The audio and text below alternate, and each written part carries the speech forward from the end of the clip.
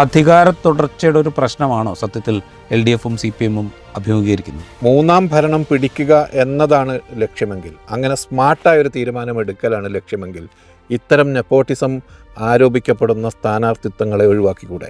മക്കളും ബന്ധുക്കളും ഒക്കെ കേരള രാഷ്ട്രീയത്തിൽ പാർട്ടി പദവികളിലും പാർലമെൻ്ററി പദവികളിലും ഒക്കെ തുടരുന്ന കാഴ്ച നമ്മൾ കണ്ടുകൊണ്ടിരിക്കുന്നുണ്ട്. അത്തരത്തിലുള്ള ഒരു നാണക്കേടും CPIM പോലുള്ള ഒരു പാർട്ടിക്കില്ല. കേരളത്തിൽ നിയമസഭാ തെരഞ്ഞെടുപ്പ് മത്സരചിത്രം തെളിയാൻ തുടങ്ങുമ്പോൾ വലിയ പൊട്ടിത്തെറികൾ ഉണ്ടാകുന്നത് ഇടതുപക്ഷത്താണ്. പ്രത്യേകിച്ച് CPIMലാണ്, CPIയിലുമാണ്. സാധാരണഗതിക്ക് തെരഞ്ഞെടുപ്പ് പ്രഖ്യാപനമുണ്ടായി സ്ഥാനാർത്ഥി നിർണയം അല്ലെങ്കിൽ സ്ഥാനാർത്ഥികളെ പ്രഖ്യാപിക്കുമ്പോൾ സ്വാഭാവികമായും വലിയ പൊട്ടിത്തെറികൾ ഉണ്ടാകാറ് UDFിലും കോൺഗ്രസിലുമൊക്കെയാണ്. അവിടെ ഇപ്പോഴും പ്രശ്നങ്ങളുണ്ട്, പ്രശ്നങ്ങളില്ല എന്നല്ല. പക്ഷേ വലിയ പ്രശ്നങ്ങൾ ഇപ്പോൾ ഇടതുപക്ഷത്താണ്. 10 വർഷം അധികാരത്തിലിരുന്ന ഒരു പാർട്ടിയും മുന്നണിയും മൂന്നാം ഊഴം ലക്ഷ്യമിട്ട് തെരഞ്ഞെടുപ്പിനിറങ്ങുമ്പോൾ ആ പാർട്ടിയിലെ മുതിർന്ന നേതാക്കൾ സീറ്റ് കിട്ടിയില്ല എന്ന കാരണത്താൽ പാർട്ടിയിൽ നിന്നിറങ്ങി വാർത്താസമ്മേളനം വിളിച്ച് പാർട്ടിക്കെതിരെ സംസാരിച്ച് UDFിൻ്റെ പിന്തുണയോടുകൂടെ മത്സരിക്കാൻ ഇറങ്ങുന്ന കാഴ്ച നമ്മൾ കണ്ടുകൊണ്ടിരിക്കുന്നു.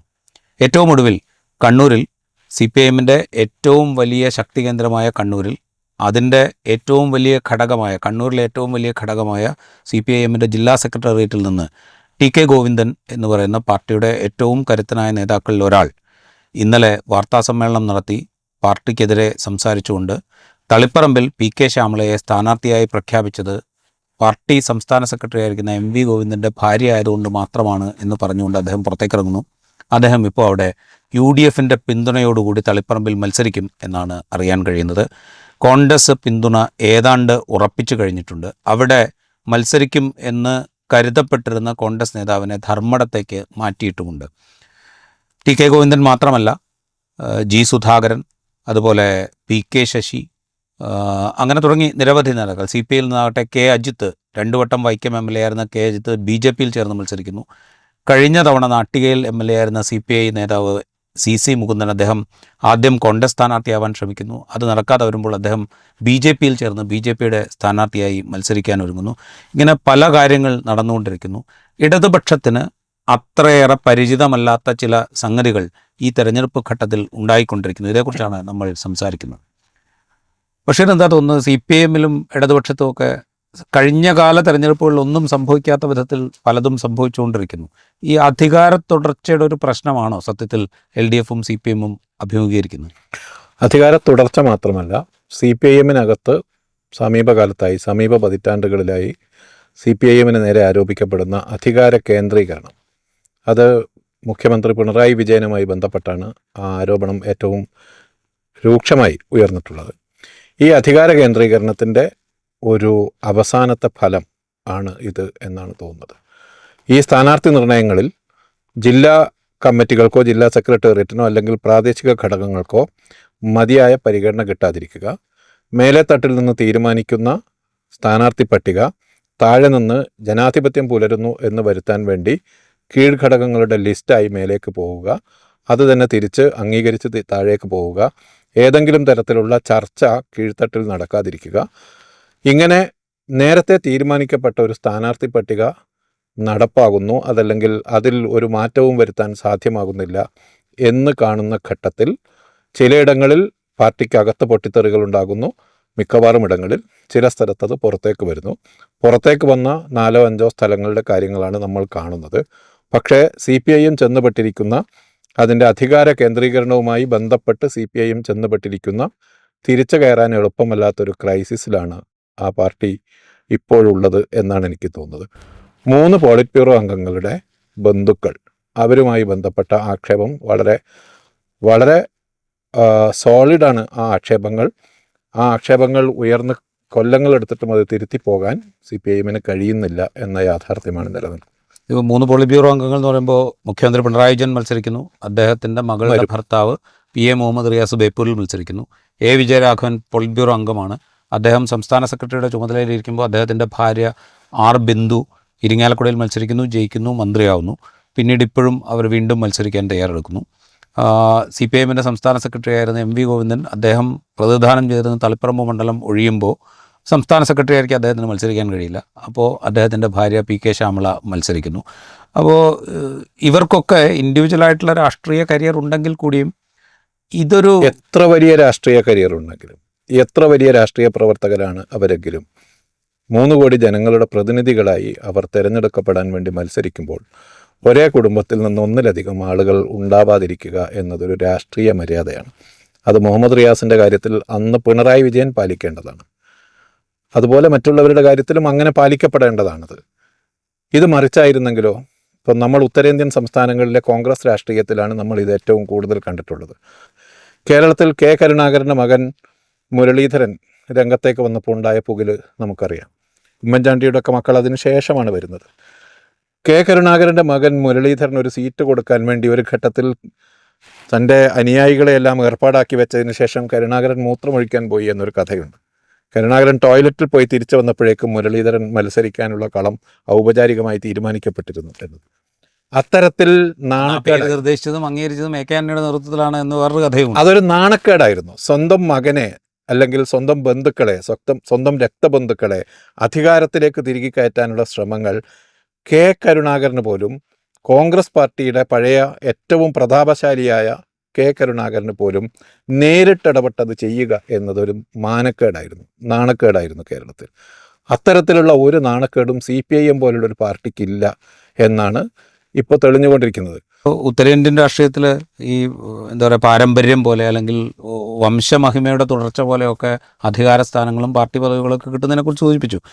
കേരളത്തിൽ അതിൽ നിന്ന് ഭിന്നമായിട്ട് സ്വന്തം മകനെ സ്ഥാനാർത്ഥിയാക്കുന്നതിൽ നേരിട്ടത് പറയാൻ മടി കാണിക്കുന്ന K കരുണാകരനെ കുറിച്ച് സൂചിപ്പിച്ചു. പക്ഷേ എങ്കിൽ പോലും മക്കളും ബന്ധുക്കളും ഒക്കെ കേരള രാഷ്ട്രീയത്തിൽ പാർട്ടി പദവികളിലും പാർലമെൻ്ററി പദവികളിലും ഒക്കെ തുടരുന്ന കാഴ്ച നമ്മൾ കണ്ടുകൊണ്ടിരിക്കുന്നുണ്ട്. പക്ഷേ CPMൻ്റെ കാര്യത്തിൽ മാത്രം അത് അവരുടെ ഈ പറയുന്ന പ്രവർത്തന പാരമ്പര്യം ഒക്കെ നിലനിൽക്കെ അതൊരു ഏകപക്ഷീയമായിട്ട് നമ്മളൊരു കുടുംബാധിപത്യമാണ് അല്ലെങ്കിൽ കുടുംബാംഗങ്ങളുടെ തുടർച്ചയാണ് എന്നൊക്കെ നമ്മൾ എങ്ങനെയാണ് പറയുക? അങ്ങനെ ഒരു പ്രശ്നം കൂടി ഉണ്ടല്ലോ അതിൽ. 2021 തെരഞ്ഞെടുപ്പിൽ അന്ന് അതിന് തൊട്ട് മുമ്പുള്ള മന്ത്രിസഭയിൽ ഏറ്റവും പ്രധാനമായ പങ്ക് വഹിച്ച ആളുകളെ തുടർ ഭരണം കിട്ടുകയാണെങ്കിൽ ഈ സംസ്ഥാനം ഒരു സർക്കാരിനെ കൂടി ഒരു തവണ കൂടി ഈ സർക്കാരിന് അവസരം കൊടുക്കുകയാണെങ്കിൽ ആ ഭരണം ഒരു 5 വർഷക്കാലത്തെ ഭരണത്തിൻ്റെ അംഗീകാരമാണല്ലോ. എന്തെങ്കിലും തരത്തിലുള്ള അയോഗ്യതയില്ലാതെയാണ് യഥാർത്ഥത്തിൽ പലരെയും അന്ന് തെരഞ്ഞെടുപ്പിൽ നിന്ന് മാറ്റി നിർത്തിയത്. അന്നത്തെ മാനദണ്ഡം 2-ലധികം തവണ മത്സരിച്ചവർക്ക് ഇനി അവസരം കൊടുക്കേണ്ടതില്ല എന്നായിരുന്നു. അതിൻ്റെ ഉദ്ദേശം ചില ആളുകളെ കയറ്റാൻ. ഇന്നത്തെ മാനദണ്ഡം എന്നാണ്? ഇന്നത്തെ മാനദണ്ഡം 2-ലധികം തവണ ജയിച്ചവർക്കും അവസരം കൊടുക്കാം വിജയസാധ്യതയുണ്ടെങ്കിൽ. ഇതിൻ്റെ ഉദ്ദേശവും ഇത് തന്നെയാണ്, ചില ആളുകളെ മാറ്റി നിർത്തുക എന്നതാണ്. യഥാർത്ഥത്തിൽ എവിടെ നമ്മൾ രാഷ്ട്രീയ പ്രവർത്തനത്തിൽ വളരെ സജീവമായി കണ്ടുകൊണ്ടിരുന്ന വ്യക്തികളൊക്കെ എവിടെ മത്സരത്തിലേക്ക് വരുമ്പോൾ സ്വരാജില്ല, വസീഫില്ല, ആ തരത്തിൽ എണ്ണം പറഞ്ഞ നേതാക്കന്മാർ ഒരു കേരളത്തിൻ്റെ ഭാവിയിൽ വലിയ സ്വാധീനമുണ്ടാക്കും എന്ന് നമ്മൾ വിശ്വസിക്കുന്ന നേതാക്കന്മാരൊന്നും, യുവ നേതാക്കന്മാരൊന്നും മത്സരരംഗത്തില്ല. ഷംസീറില്ല. അതേസമയം ചില ആളുകൾക്ക് വേണ്ടി നേരത്തെ എഴുതപ്പെട്ട സ്ക്രിപ്റ്റ് തയ്യാറാക്കപ്പെടുന്ന പോലെ തോന്നുന്നു. PK ശ്യാമളയുടെ കാര്യത്തിൽ എത്രയോ കാലമായി ഇവരാണ് മത്സരിക്കാൻ പോകുന്നത് എന്ന വിവരം വരുന്നു. അതിനുള്ള എതിർപ്പ് അവിടെ തന്നെ വരുന്നു. പക്ഷേ ആ എതിർപ്പ് ഗൗനിക്കപ്പെടുന്നില്ല.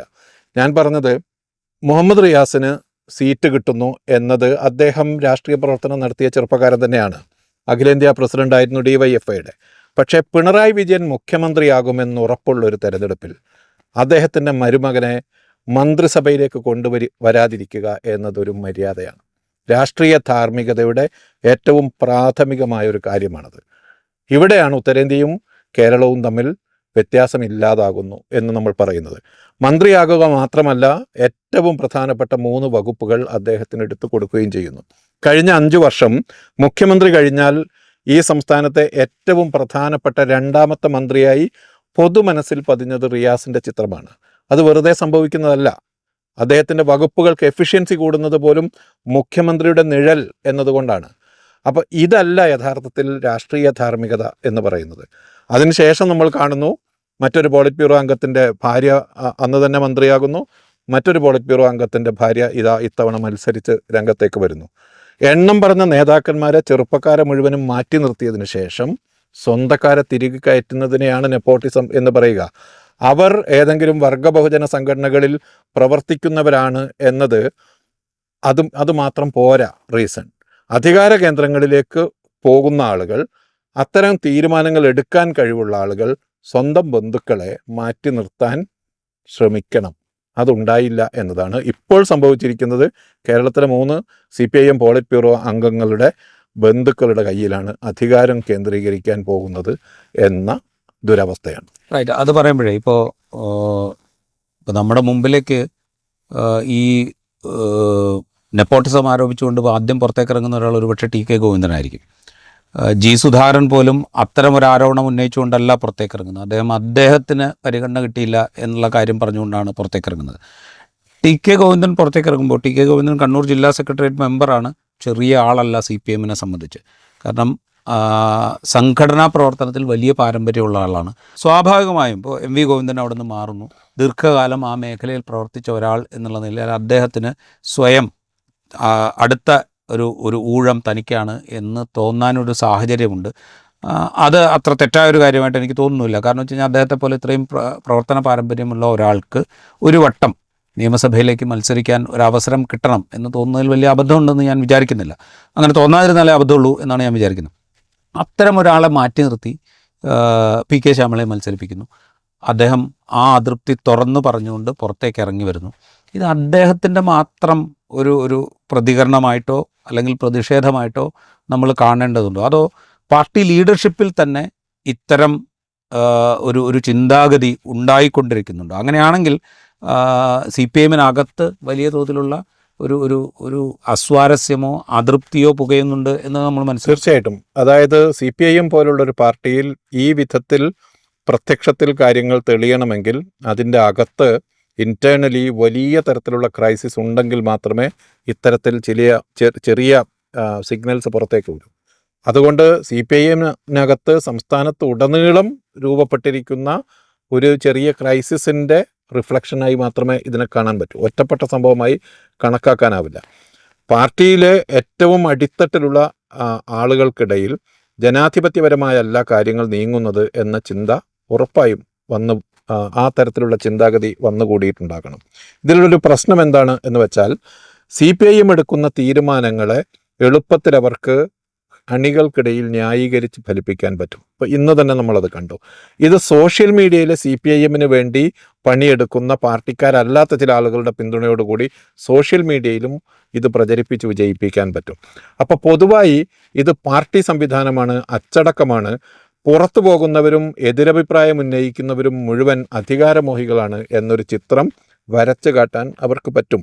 പക്ഷേ ഈ അവസ്ഥ മുന്നോട്ട് പോകുമ്പോൾ പാർട്ടിയുടെ ഏറ്റവും അടിത്തട്ടിൽ ഉണ്ടാകാവുന്ന പൊട്ടിത്തെറികൾ സ്വാഭാവികമായും അത് രൂപപ്പെട്ടു വരും.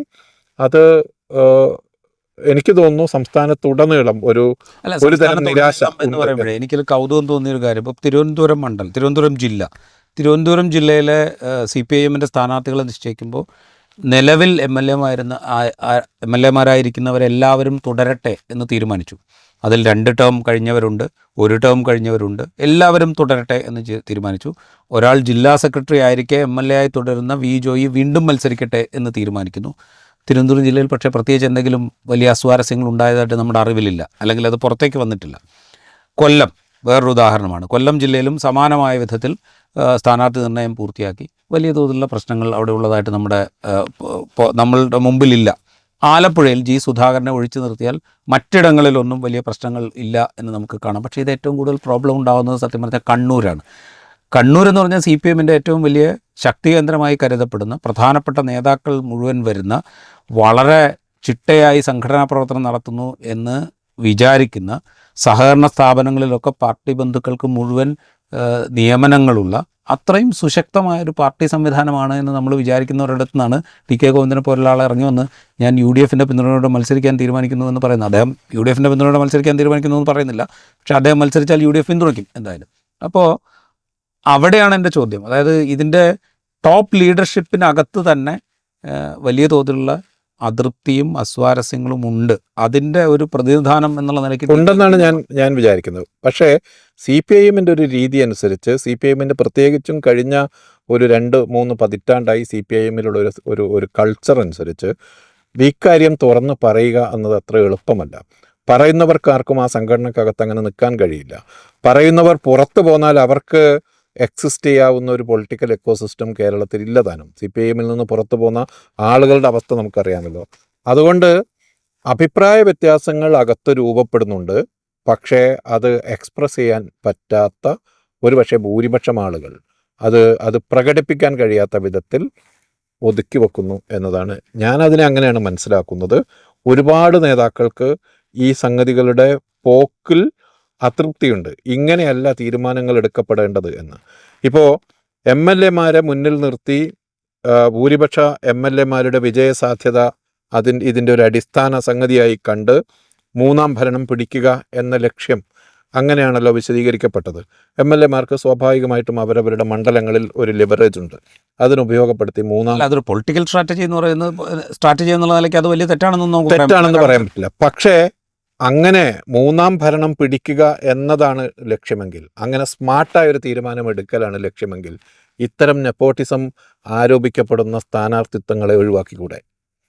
മറ്റ് പ്രദേശങ്ങളിൽ, മറ്റു മണ്ഡലങ്ങളിലടക്കം പാർട്ടി പ്രവർത്തകർ മറ്റുള്ളവരുടെ മുമ്പിൽ നാണം കെടുന്ന വിധത്തിലുള്ള ഇത്തരം സ്ഥാനാർത്ഥിത്വങ്ങളെ ഒഴിവാക്കിയാൽ അത് കുറെ കൂടി കുറ്റമറ്റ ലിസ്റ്റ് ആവില്ലേ? ഇതിപ്പോൾ CPIM ആദ്യം സ്ഥാനാർത്ഥികളെ പ്രഖ്യാപിക്കുന്നു, CPIM-ഉം ഇമ്മീഡിയറ്റായി സ്ഥാനാർത്ഥികളെ പ്രഖ്യാപിക്കുന്നു, ഞങ്ങൾ മത്സര സന്നദ്ധരാണ് എന്നറിയിക്കുന്നു. യാതൊരു തരത്തിലുള്ള കൺഫ്യൂഷനും ഇല്ലാതെ മത്സരത്തിലേക്ക് പോകുന്നു. കോൺഗ്രസിന് ഇപ്പോഴും സ്ഥാനാർത്ഥികളെ പ്രഖ്യാപിക്കാൻ കഴിയുന്നില്ല, അവർ കടിപിടിയിലാണ് എന്നൊക്കെ പറയാവുന്നൊരു സാഹചര്യം മാറി. CPIM-നകത്ത് ഇൻറ്റേർണലായ പൊട്ടിത്തെറികളുണ്ട് എന്ന്, അവിടെ ജനാധിപത്യമില്ല എന്ന് പൊതു സമൂഹത്തിന് മനസ്സിലാവുന്ന വിധത്തിൽ കാര്യങ്ങൾ സംഭവിച്ചു കഴിഞ്ഞു. 1, 2, 3 അല്ല, ഒരു അര ഡസൻ മണ്ഡലങ്ങളിലെങ്കിലും അതൃപ്തി എന്നത് എക്സ്പ്രസ് ചെയ്യപ്പെട്ട് കഴിഞ്ഞു.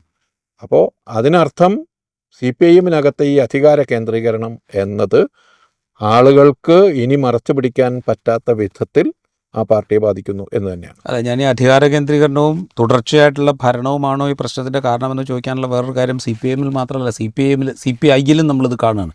ഇപ്പോൾ 2 ടേം MLA ആയിരുന്ന, വൈക്കത്ത് MLA ആയിരുന്ന അജിത്ത് രാജിവെച്ച് നേരെ BJP-യിൽ പോകുന്നു. അവിടെ വൈക്കത്ത് സ്ഥാനാർത്ഥിയായിട്ട് മത്സരിക്കുന്നു. CC മുകുന്ദൻ അദ്ദേഹത്തിന് സ്ഥാനാർത്ഥിത്വം കിട്ടുന്നില്ല എന്നുറപ്പാവുന്ന ആദ്യത്തെ ഘട്ടത്തിൽ തന്നെ കോൺഗ്രസ് നേതാക്കളുമായി ചർച്ച ചെയ്യാൻ ഡൽഹിക്ക് പോകുന്നു. കോൺഗ്രസ് വലിയ താല്പര്യം കാണിക്കുന്നില്ല എന്ന് മനസ്സിലാക്കുമ്പോൾ അദ്ദേഹം ഉടൻ BJP-യിൽ ചേർന്ന് സ്ഥാനാർത്ഥിയാവുന്നു. അപ്പോൾ ഇത് ഏതാണ്ട് ഇപ്പോൾ NDA-യുടെ സ്ഥാനാർത്ഥി പട്ടിക രാജീവ് കണ്ടോ? CPI-ക്കാരും CPM-കാരുമായിരുന്ന ആളുകളുടെ ആ ലിസ്റ്റിലുണ്ട്. എസ് രാജേന്ദ്രൻ ദേവികുളത്ത് BJP-യുടെ സ്ഥാനാർത്ഥിയാണ്. എസ് രാജേന്ദ്രൻ 3 ടേമിൽ ദേവികുളത്ത് നിന്ന് CPM സ്ഥാനാർത്ഥി. അതെ, വൈക്കത്തെ സ്ഥാനാർത്ഥി.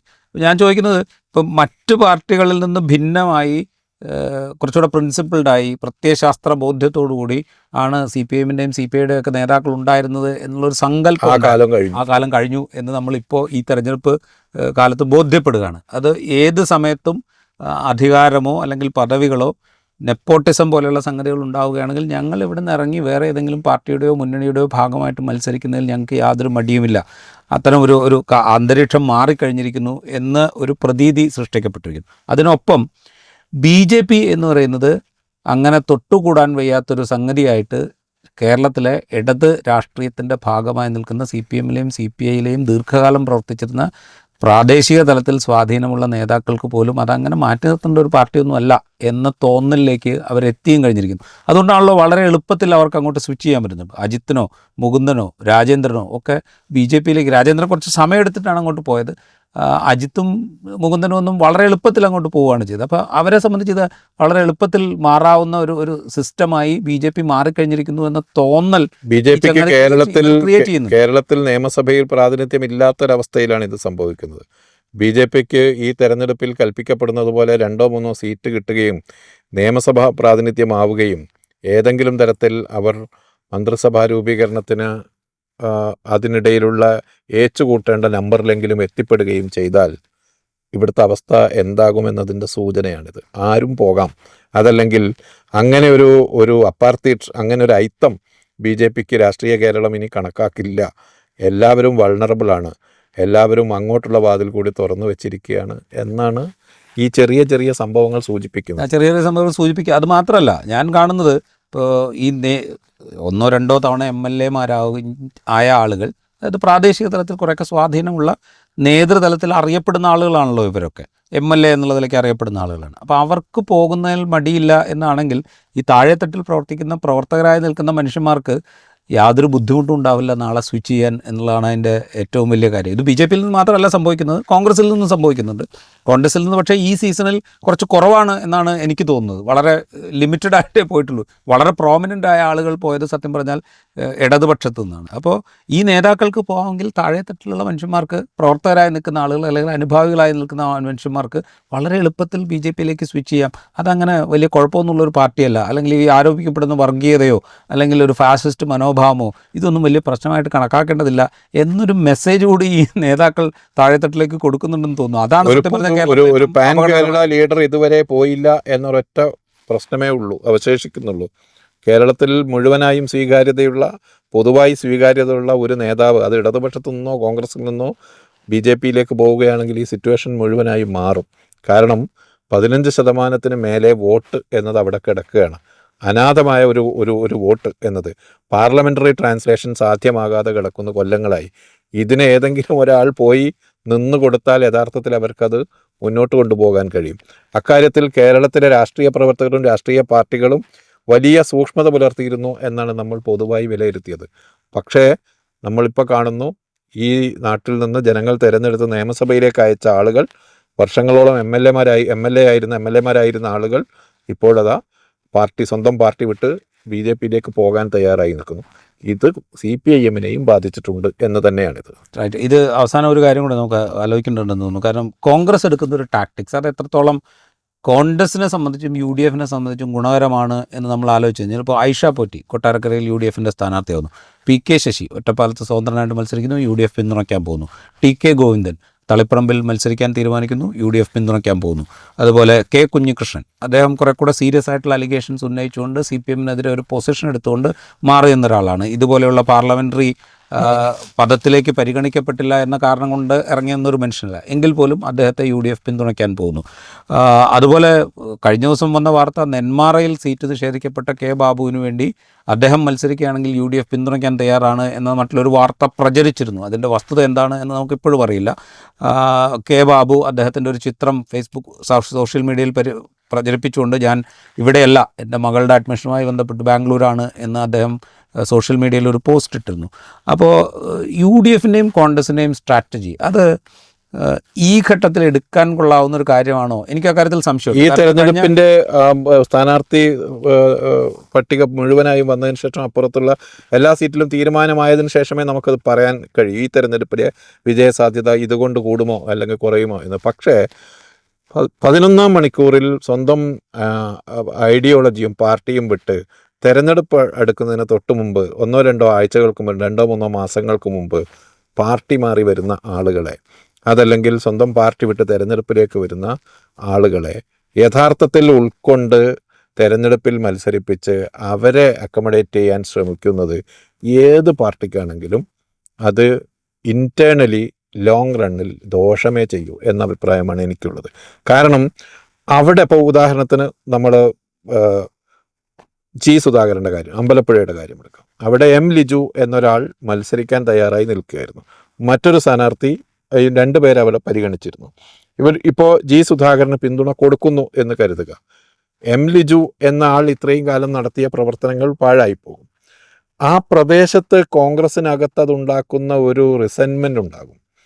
അതുപോലെ അത് എല്ലാ സ്ഥലത്തും, എല്ലാ നെന്മാറയിൽ സംഭവിക്കുകയാണെങ്കിൽ അങ്ങനെ ഉണ്ടാകും. മുകുന്ദൻ്റെ മണ്ഡലത്തിലും അതുണ്ടാകും. എല്ലാ മണ്ഡലങ്ങളിലും തൊട്ട് മുമ്പ് രാഷ്ട്രീയ ലക്ഷ്യം വെച്ച് പാർട്ടി മാറി വരുന്ന അല്ലെങ്കിൽ സ്വന്തം പാർട്ടിയെ തള്ളിക്കളഞ്ഞു വരുന്ന ആളുകളെ ഒരു ടേമിൻ്റെ ഒരു 5 വർഷം എങ്കിലും അവരുടെ ഒരു സ്ഥിരത ഉറപ്പ് വരുത്താൻ വിടാതെ നേരെ എടുത്ത് അക്കമഡേറ്റ് ചെയ്ത് സ്ഥാനാർത്ഥിയാക്കുന്നത് ജനം സ്വീകരിക്കില്ല എന്ന പ്രശ്നമുണ്ട്. അതോടൊപ്പം തന്നെ സ്വന്തം പാർട്ടിക്കകത്ത് ആ ഏരിയയിൽ അത് വലിയ പ്രശ്നങ്ങൾ. സ്വന്തം പാർട്ടിക്കകത്തുനിന്ന് ഇപ്പോൾ കോൺഗ്രസിനെ സംബന്ധിച്ച് കഴിഞ്ഞ 10 വർഷമായിട്ട് അവർ അധികാരത്തിന് പുറത്തു നിൽക്കുകയാണ്. കേരളത്തിൻ്റെ ഒരു പ്രതിപക്ഷ ശക്തി നമ്മൾ പരിഗണിച്ചു കഴിഞ്ഞാൽ അത്രയേറെ ശക്തമായൊരു പ്രതിപക്ഷമായിട്ട് നിൽക്കാൻ പാകത്തിലുള്ള അംഗസംഖ്യ പോലും സത്യത്തിൽ കഴിഞ്ഞ 2 തെരഞ്ഞെടുപ്പിലും കോൺഗ്രസിന് ഉണ്ടായിരുന്നില്ല.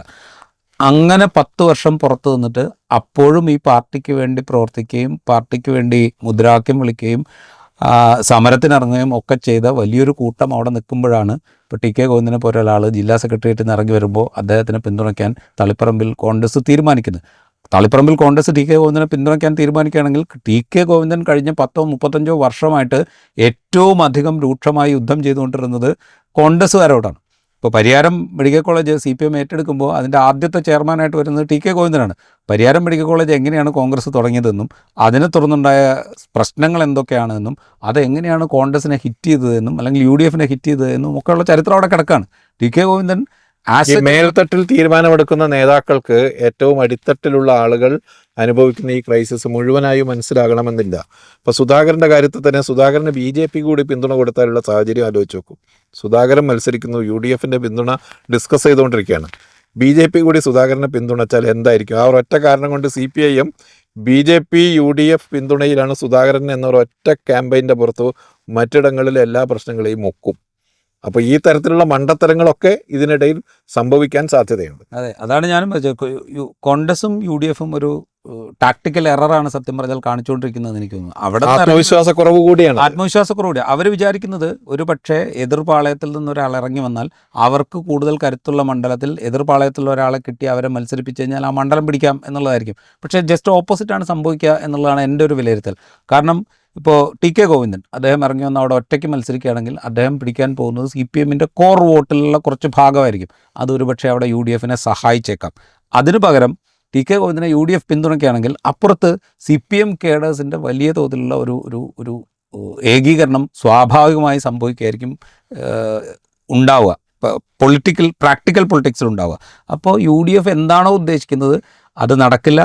അതുപോലെ അവിടുത്തെ പ്രാദേശികമായ കോൺഗ്രസ് നേതാക്കളെ പ്രവർത്തകരെ മുഴുവൻ അസംതൃപ്തിയിലാക്കുകയും ചെയ്യും. അതിപ്പോൾ ഒരുപക്ഷെ തളിപ്പറമ്പിൽ സംഭവിക്കും, അമ്പലപ്പുഴയിൽ സംഭവിക്കും, ഒരു പരിധിവരെ കൊട്ടാരക്കരയിലും അത് സംഭവിക്കും എന്നാണ് എനിക്ക് തോന്നുന്നത്. ഒറ്റപ്പാലത്ത് എന്തായാലും സംഭവിക്കും. കാരണം വെച്ച് കഴിഞ്ഞാൽ ഈ പറഞ്ഞ ശ്രേണിയിൽ ഒന്നും പെടാത്ത പലതരത്തിലുള്ള ആരോപണങ്ങളും ആക്ഷേപങ്ങളും നേരിടുന്ന ഒരാൾ CPM നിന്ന് ഇറങ്ങി വന്ന് വിമതനായി ഒരു കൺവെൻഷൻ പ്രസംഗിച്ചു എന്നുള്ള ഒരൊറ്റ കാരണം കൊണ്ട് അത് നേരത്തെ ഡീലായതാണ്. ശശി ഇറങ്ങി വരും എന്നുള്ളതും അവിടെ മത്സരിച്ചാൽ പിന്തുണയ്ക്കുമെന്നുള്ളത് നേരത്തെ ഡീലായതാണ്. അങ്ങനെ പിന്തുണയ്ക്കാൻ പോലും തയ്യാറാകുന്ന ഒരു അവസ്ഥയിലേക്ക്, അതായത് ഏത് വിധത്തിലും ഈ തെരഞ്ഞെടുപ്പിൽ ജയിക്കണം എന്നുള്ളൊരു നിർബന്ധ ബുദ്ധിയോ മത്സര ബുദ്ധിയോ അത് നല്ലത് തന്നെയാണ്. അത് കോൺഗ്രസിനും UDF ഉണ്ട് എന്ന് കരുതുക. ആ മത്സര ബുദ്ധിയെയും നിർബന്ധ ബുദ്ധിയെയും പോലും താഴേക്ക് കീഴോട്ട് വലിക്കുന്നതായിരിക്കും സത്യം പറഞ്ഞു കഴിഞ്ഞാൽ ഈ പറയുന്ന സ്ഥാനാർത്ഥി നിർണയത്തിൽ ഇല്ല എന്ന് നാം പരാതിപ്പെടുന്ന ജനങ്ങളുടെ പങ്കാളിത്തം ടാക്ടിക്സ് ഉണ്ടാക്കുന്നതിലും ഇല്ല എന്നതാണ്. ജനങ്ങൾ അടിത്തട്ടിൽ എന്ത് ചിന്തിക്കുന്നു എന്നതിനെക്കുറിച്ച് ആലോചിക്കാതെയുള്ള ടാക്ടിക്സാണ് യഥാർത്ഥത്തിൽ ഈ പാർട്ടികൾ പലരുടെയും കാര്യത്തിൽ, പല മണ്ഡലങ്ങളുടെയും കാര്യത്തിൽ അങ്ങനെയാണ്.